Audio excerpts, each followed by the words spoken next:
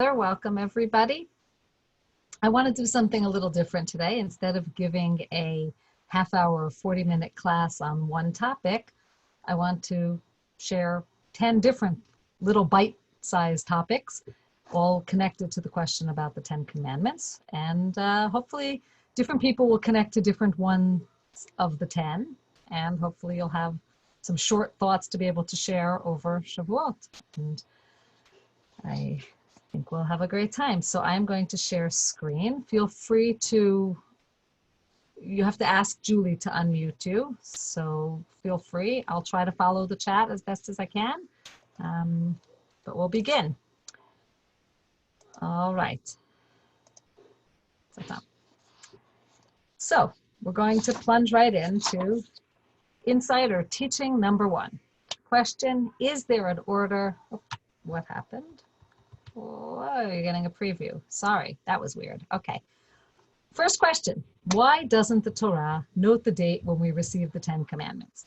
The Torah calls Shavuot several different names, this holiday that we're coming up to. In our liturgy, we often refer to Shavuot as Zman Matan Toratenu, the holiday on which we receive the Torah. But that is never stated explicitly by the Torah. And the question is asked regarding the opening verse of chapter 19 in Exodus, when Bnei Israel come to the Sinai desert. There, the Torah states what month it is. It says it's in the 3rd month after leaving Egypt, which is now, Sivan. But the Torah cryptically calls the day that they arrived Bayom Hazeh. On this day, they came to, of the 3rd month, they came to the Sinai desert. And of course, right, we have to wonder, why wouldn't the Torah, if this is such a momentous occasion that's coming up, right? Chapter 19 gives all of the background to setting up the scene at Sinai, and then chapter 20 is Revelation and the 10 Commandments. But if it's such an important event, why doesn't the Torah say when? And the Midrash and Rashi give a very, very interesting answer. Rashi quotes this Midrash.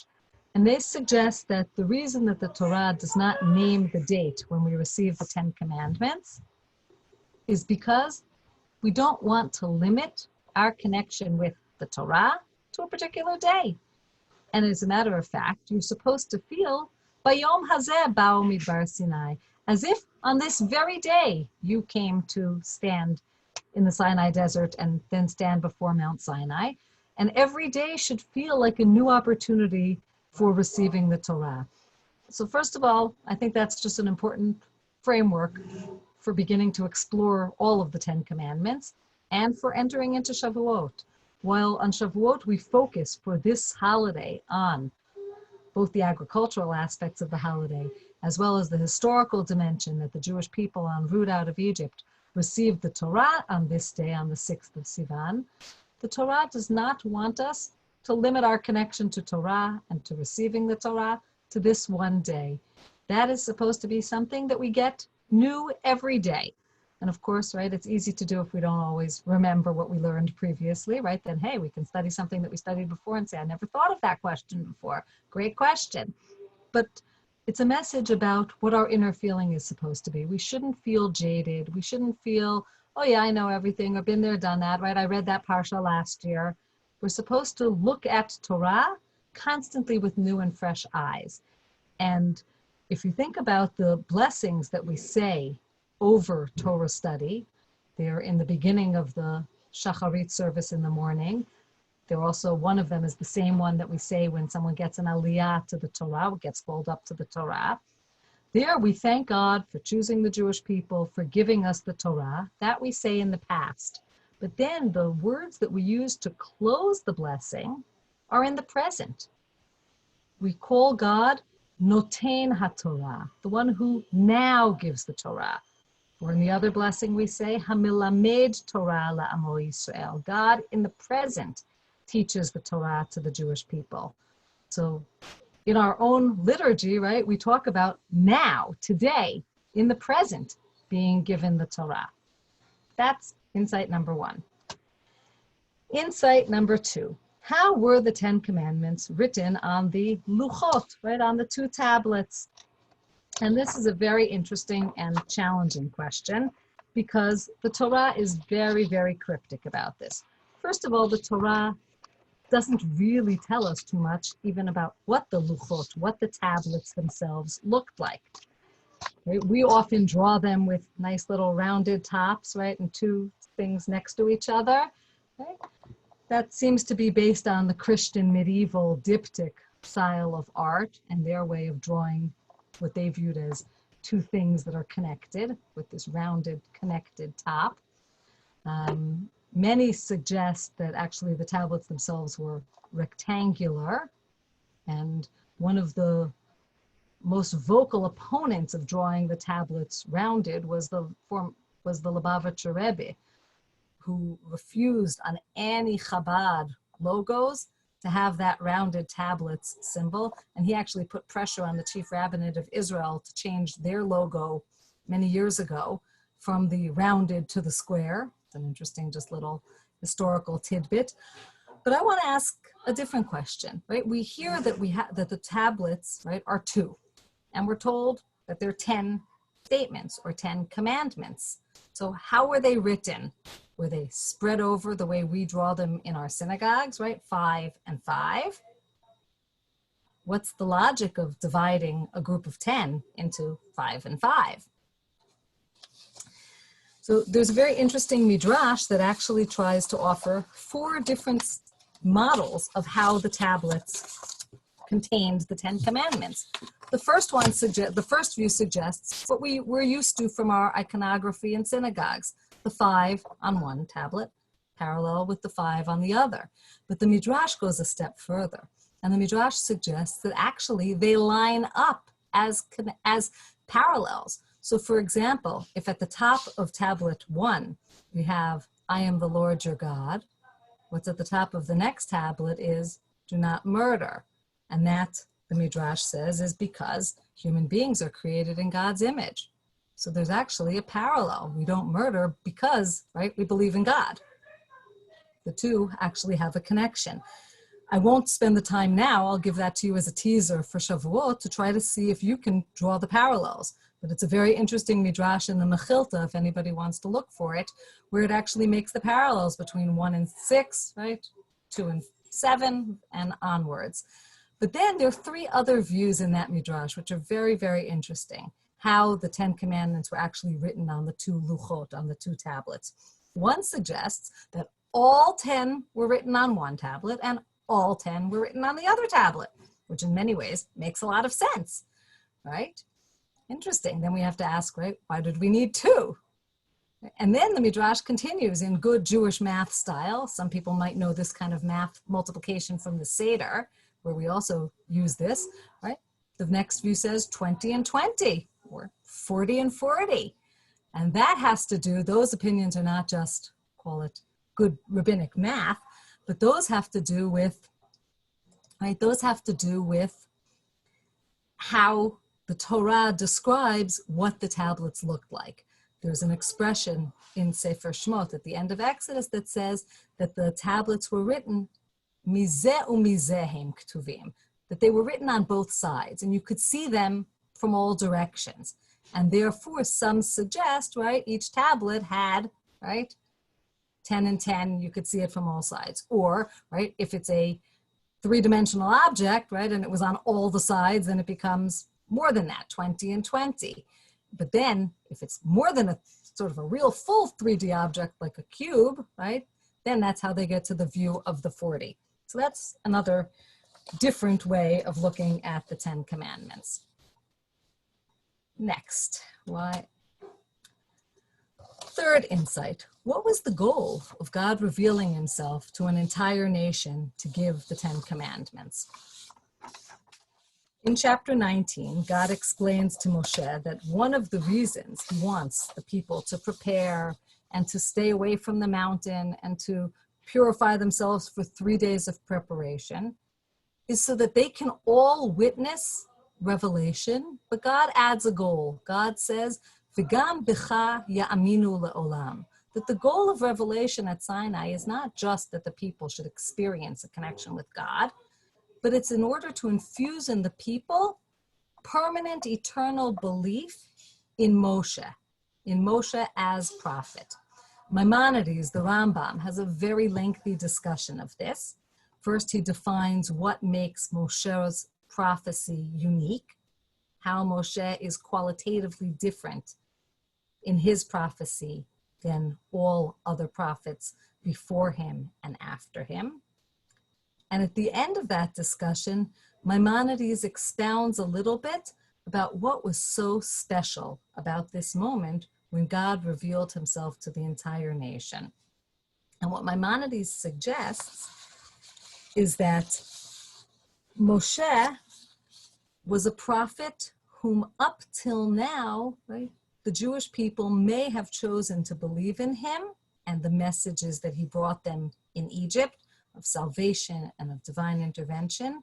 The Jewish people may have chosen to believe in Moshe because, first of all, that was a good message to believe in, right? Somebody was coming with a message of hope, so may as well hold on.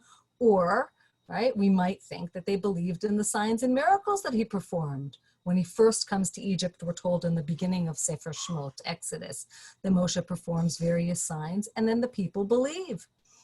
And then the 10 plagues, right? So if that's not enough to buy commitment, right, and belief in him as a true prophet, right, what else could we ask for? And then when they stand at the Red Sea and God splits the sea, the Torah says they believed in God and in Moshe, God's servant. But Maimonides says something interesting. He says, based on a midrash, that all of that was short-lived. And that all of the miracles that Moshe performed weren't in order to get the Jewish people to take him seriously as a prophet and to believe in him as a prophet. But most of the miracles Moshe performed were need-based. They had to get across the sea. So with God's help, he split the sea. They needed to get out of Egypt, so he performed the various plagues. When they get into the desert, they're hungry, he gets them the man, right? They're thirsty, he gets them water from a rock. But Moshe doesn't perform the miracles in order to make the people believe in him as prophet. So what did make the people believe in Moshe as prophet, says Maimonides? Maimonides explains that it was the moment of standing at Mount Sinai and witnessing that God could reveal himself to all of the people, and they could all hear and they could all see. And what did they hear and see? That God speaks, they hear every word, just like Moshe, but to them it was overwhelming and too much, so much so that in chapter 20 they say, please, enough, Moshe, can you speak to us? But Moshe can just continue as if this is perfectly normal. And everybody had to have that shared experience of being eyewitnesses and ear witnesses, right, to the sound at Mount Sinai in order to confirm for them that God really speaks to Moshe and that Moshe is a prophet who can handle that experience and can be able to be on call with God and in direct communication, something that the rest of the nation freaked out and thought wasn't something that they could survive. So why does God need to reveal himself to an entire nation? In order to teach them, they have to have the experience of seeing what Moshe gets as a prophet, of experiencing revelation, and to see that they're not capable of maintaining it and that Moshe is. And that will infuse them with permanent belief in Moshe as prophet and as God's lawgiver to the people, not because of all of the miracles that Moshe performs for them. Insight number 4. Why was the Torah given in the desert? Right? If we left Egypt with the goal of marching to Eretz Yisrael, and we're told that it's not a very long journey. In Sefer Dvarim, Moshe says that it's an 11-day journey from Mount Sinai to the land of Israel. So why do we have to stop here, get the Torah, just keep walking another week and a half? We'll enter into the land that was actually promised in the beginning of Sefer Shemot as the goal of leaving Egypt. We're supposed to get to the land. Why not give the Torah in the land of Israel? There are a few different answers that the Midrashim offer to this. One answer is very, very powerful, that the desert is no man's land. The desert is wilderness. It's It's not settled territory. Nobody claims the desert as their homestead. And God purposely gave the Torah in the desert in order to convey a message to the world that the Torah is open and available to everybody. And whoever would like, come, take it. It's not in anybody's backyard. The second answer that some of the Midrashim offer to this question is that had the Torah been given in the land of Israel, all the 12 tribes would have had a big fight, an argument over who would be the lucky tribe to have the Torah given in their portion of land. And God didn't want that because the Torah is supposed to be a unifying force among Jews. And therefore the Torah had to be given in no man's land, outside the land of Israel, to be able to be a unifying force for Jews. So two answers to this question. One, that the Torah is open to everybody in the whole world.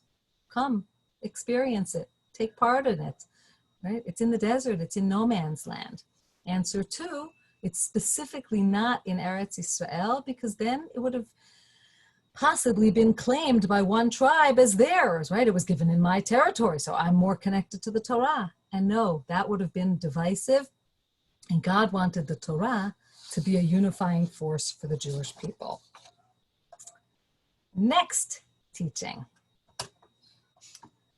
What is the first of the 10 commandments? Anochi Hashem Elokecha. I am the Lord your God who took you out of the land of Egypt. Doesn't sound like a commandment, right? In English, we call this group of things the 10 commandments. In the Torah, they're actually not called the 10 commandments. That would be the 10 mitzvot. But that's not the word that the Torah uses.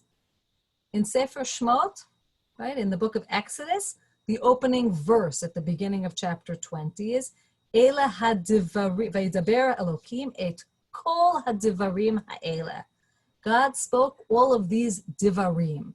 Divarim just sounds like statements.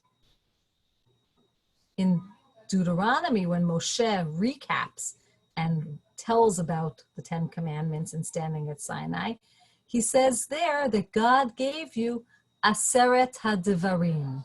God gave you these 10 divarim. So that word divarim is the word, right? How divarim became dibrot in the feminine, it's an interesting question. I haven't found a great answer to that, right? But the Torah calls these the 10 statements, not the 10 commandments. So what is this opening statement or commandment? Anochi Hashem Elokecha. I am the Lord your God. Is it a commandment, first of all? Right? Maimonides counts it as a commandment. He counts it as the first of the positive commandments and a very, very essential one.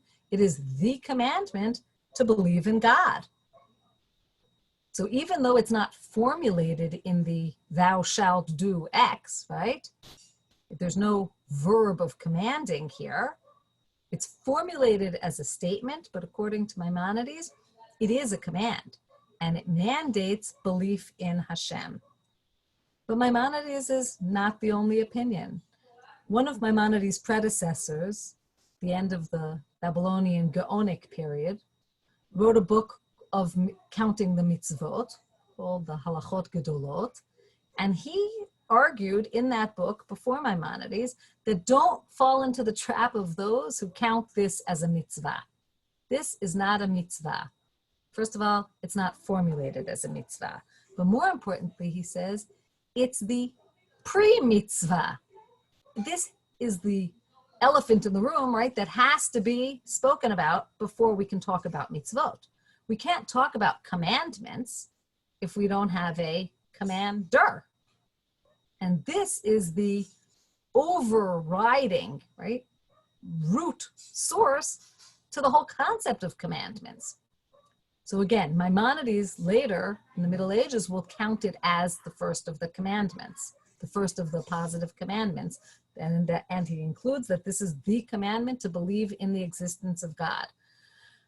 But as I just noted, one of Maimonides' predecessors, and then several thinkers after Maimonides, Chasdai Crescas and the Abarbanel, later in Spain in the 14th and 15th centuries, they follow the position of that 9th century source, not to count this as a commandment.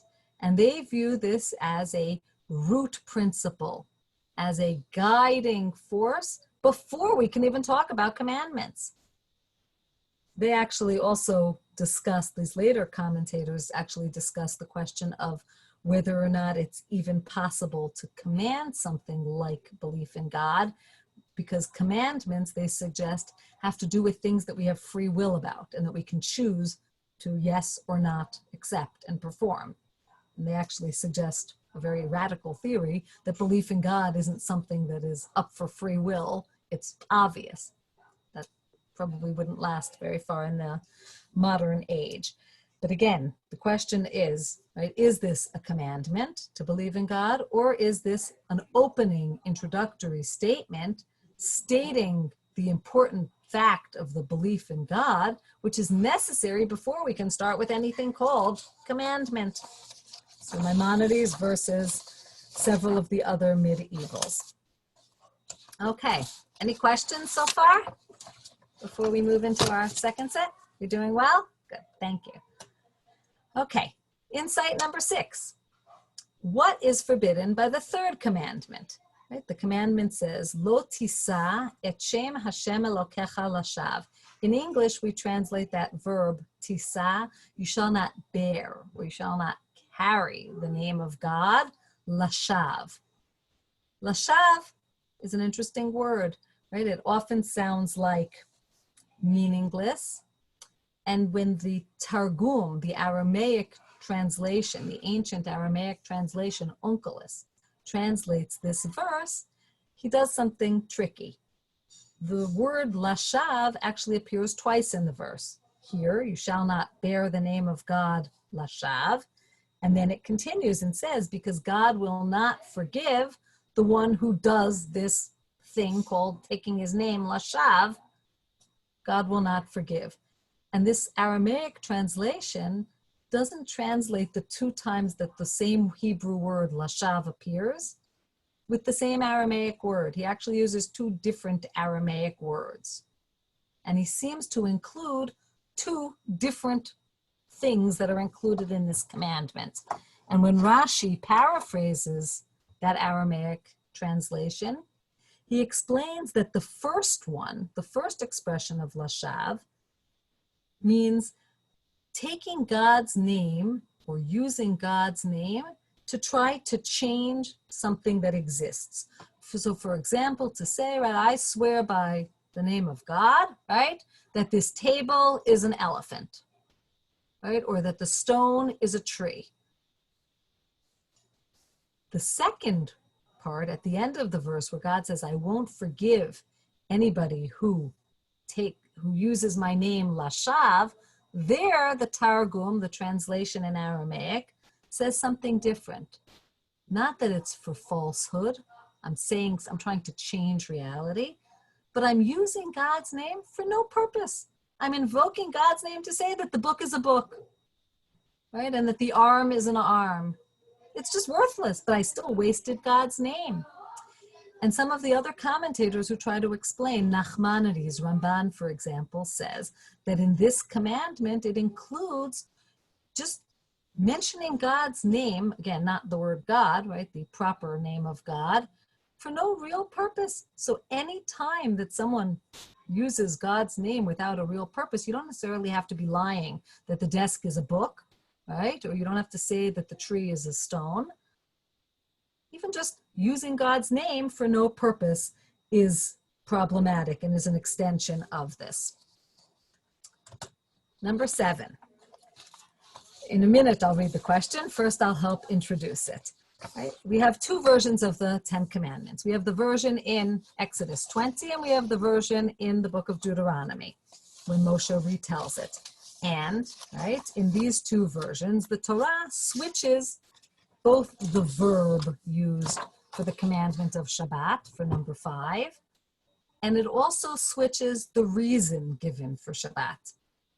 In Shemot, in Exodus, the verb used is Zachor et Yom HaShabbat lekodsho, remember the Shabbat to keep it holy, and the reason that the Torah gives to keep Shabbat in the book of Exodus is because God created the world in 7 days. In Deuteronomy, the verb switches to shamor et yom HaShabbat l'kodsho. Shamor, keep, preserve the Shabbat. And there the reason given to keep Shabbat is because you were a slave in Egypt and God took you out. And when the rabbis in the Midrash and in the Talmud saw these differences, 2 different verbs, same commandment, 2 different verbs, and 2 different reasons, right? They had a problem. They said, what's going on here, right? Which one is the real commandment, right? And they answered it. And they answered with the phrase here in the question. They said, Shamor v'zachor b'dibur echad ne'emru. No, don't worry. These are not 2, it's not that we have a different version. They actually were both said at the same time. And that's a very challenging statement to try to understand. Right? What does it mean that God uttered 2 verbs and 2 reasons for the same commandment, right? At one time, when the Jewish people only stood at Sinai once. Right? How did God say 2 different things at the same time? Right? Is it like having 2 people in the room try to say a parallel sentence, right, at the same moment? And I can kind of hear bits of both. But we wouldn't want to say that about, first of all, the way God speaks, but we certainly wouldn't want to say that about a mitzvah, because we would hope that we would hear the mitzvah and know what we heard, right? And here, we don't want to know that we have 2 different reasons. Wait, which one did you say? Did you say creation, or did you say the Exodus from Egypt is the reason to keep Shabbat? Very big difference, right? And if every week I have to keep Shabbat, then what am I keeping? Right? Am I keeping something to remember creation, or am I keeping something to remember the Exodus? So what is this statement of the rabbis that these 2 commands, both the Shamor and the Zachor, both the creation and the Exodus from Egypt, were stated at the same time in one statement? There are many, many different explanations of this question offered over the ages. One that's very, very powerful for those people that can enjoy a Hebrew article, you can Google. It's by a contemporary, very important Bible scholar here in Israel, Rav Yoel bin Nun. And he has a beautiful article in which he analyzes the 2 different reasons of Shabbat. And he, at the end, draws a very interesting conclusion. And he says that to many modern Jews, the 2 reasons look mutually exclusive and even contradictory. The first reason, that Shabbat comes to remember creation, right? That's a universal reason, and that every human being needs a day of rest, right? That's something very universal. But to say Shabbat comes because God took the Jewish people out of Egypt, right? That's very particular. That's nationalistic. And to a modern sense, right, we often would think that those 2 can't coexist. It's either or, right? Either I have a universalist worldview, or I have a particularist nationalistic worldview. Rav Yoel bin Nun also suggests that these 2 reasons play on different motives in the world. Remembering that I was a slave in Egypt, and therefore I should give all of those around me a chance to rest, right? That's the modern tikkun olam, right? Make the world a better place, social justice approach. But maybe I might think that that doesn't have anything to do with belief in God as creator of the universe, right? Social justice, I don't have to believe in God in order to be committed to social justice. And what Rav Yoel bin Nun suggests is that according to the Torah, all of these concepts coexist. They're 2 sides of the same coin. And that's what's conveyed in this statement of the rabbis, that both of these dimensions of Shabbat, b'dibur echad ne'emru, they were stated at once. God said, this is the whole picture. Judaism and Shabbat is all about all of the above. It's about universal, it's about particular and nationalistic. It's about creation and belief in God, and it's about fixing the world and social justice, and that these 2 sides coexist. And in case you think they can't coexist, and this is for extra credit for those of you who can read Hebrew, there's a very long, beautiful footnote at the end of the article. And what Rav Yoel bin Nun does in that footnote, it's actually quite astounding, is he goes into the worlds of chemistry and into the worlds of physics. and tries to show that there are many, many things that we modern rationalist people accept as givens that are actually complete contradictions. One of the simple ones, right, is the concept of states of matter, right? We can have water, but water can be a vapor, water can be an ice cube, water can be a liquid, but it's all water. And Rav Yoel Ben Nun uses that as one of his many examples there to try to suggest that really the concept that multiple things can all be one, even if each one is mutually exclusive and perhaps even contradictory to the other one, is reasonable.